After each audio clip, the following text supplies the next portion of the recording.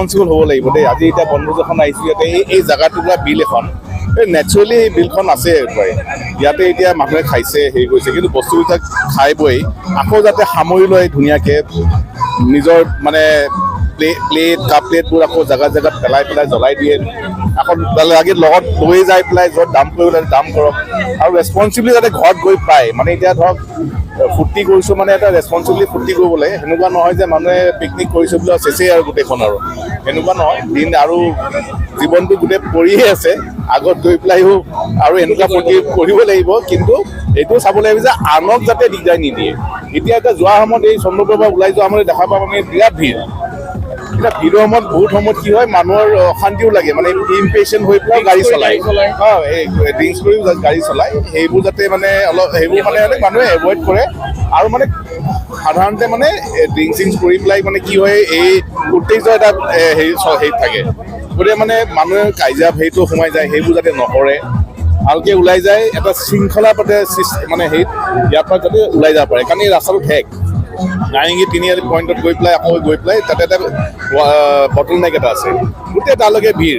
গতিকে মানুহে যাতে এটা শৃংখলা অৱস্থাত মানুহে ওলাই যায়, সেইখিনি পিকনিক জেগাত খাইছে উপভোগ কৰক ফূৰ্তি কৰক, কিন্তু ৰেছপনচিবল হ'ব লাগিব যাতে বস্তুবিলাক ভালকৈ আকৌ সামৰি পেলাই যায়, ধুনীয়াকৈ শৃংখলা বিধিবোৰ আকৌ ওলাই গুচি যায়। জেগাটুকুৰাত আহিছোঁ আজি প্ৰথমবাৰ, ইয়াতে ইমান ডাঙৰ বিল এখন আছে, মানে পিকনিক বুলি আহিছোঁ কাৰণে জেগাটুকুৰা গম পালোঁ। আৰু বছৰটো শেষৰ সময়ত এনে এটা ফূৰ্তি থাকেই মানুহৰ, বছৰটো শেষ হৈছে নতুন বছৰ আহিব, নতুন আশা দেখা দিছোঁ, মানে মানুহে সদায় আশা লৈয়ে আগত বাঢ়ি যায়, আগুৱাই যায়। চ' সেইকাৰণে আহিছোঁ, অলপমান ফেমিলি লৈ ফূৰ্তি কৰিছোঁ। আৰু জেনেৰেল আইটেমবিলাকেই আছে আৰু মাছ মাংস, খুব এটা বেছি হেৰি নাই, কিন্তু কথা হ'ল কি মানে এটা এক্সপিৰিয়েঞ্চ দিয়ে আৰু সৰু আমাৰ ল'ৰা ছোৱালীবোৰো আছে, সিহঁতে খেলিছে, আমি আছোঁ, পৰিৱেশটো ধুনীয়া, বতৰ বিশেষকৈ অসমৰ এই সময়টোতে বিৰাট ধুনীয়া আৰু ফুৰিবলৈ।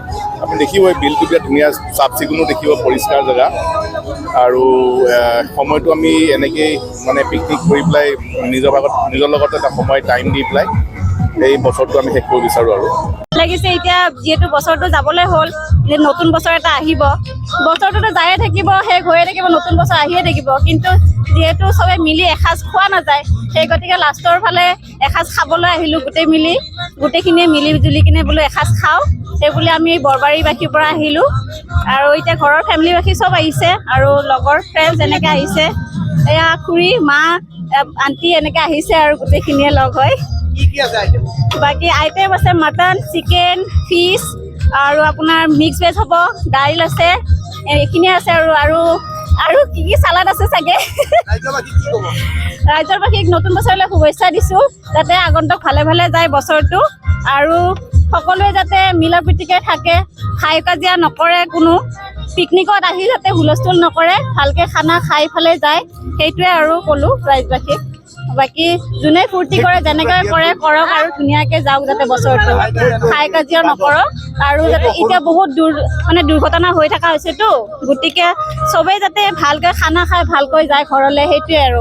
বছৰটো শেষেই হ'ল প্ৰায়, ভালে কুশলে চবৰে গ'ল, আগন্তুক যিটো আহি আছে তাৰ কাৰণে চবকে সকলোকে শুভেচ্ছা থাকিল। আৰু চবৰে আহিছে ফূৰ্তি কৰিব আহিছে, অকণমান বছৰটো শেষত অকণমান নিজৰ ভাগৰখিনি মাৰিবলৈ আহিছে, আমিও আহিছোঁ তেনেকৈ, আমাৰ অফিচৰ ষ্টাফ আৰু গোটেই আহিছে, 9জন মানুহ আমি এয়া ৰন্ধা লাগি আছোঁ। লাই পাতলে গাহৰি আৰু আছে, চালাড আছে, তাৰপিছত চিকেন আছে, মাটন আছে, মেইন কৰ্চত, সেয়াই আৰু সম্পূৰ্ণ নীতি নিৰ্দেশনা মানি কিনি আমাৰ অহা হৈছে, আৰু যিটো নিয়ম দিছে সেইখিনি আমিতো নিয়ম মানিবই লাগিব, তেনেকৈ সকলোৱে সেনেকৈ কৰিলে ভাল। আৰু অসমবাসীক নতুন বছৰ আগন্তুক বছৰৰ শুভেচ্ছা থাকিল, সকলোৱে ভালে কুশলে ৰাখক ভগৱান, এই ধন্যবাদ।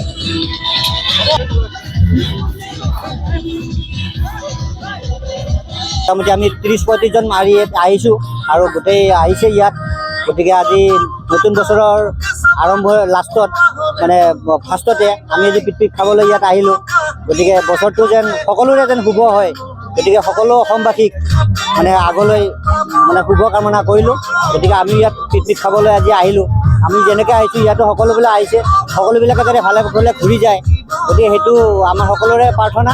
গতিকে আপোনালোককো ধন্যবাদ, আমি সকলো অসমবাসীকে ধন্যবাদ। আৰু কি নীতি নিৰ্দেশনা দিছে চালকজনক মদ্যপান কৰিবলৈ মানা কৰিছে, এই ক্ষেত্ৰত হয়, আপোনালোকে কি এইটো আমি ভাল পাইছোঁ। আচলতে প্ৰশাসনৰ নিৰ্দেশটো আমি খুব ভাল লাগিছে, কাৰণ তেওঁলোকে যিটো আইন কৰিছে এই আইনটো একচুৱেলি আমাৰ কাৰণে খুব ভাল পাইছোঁ।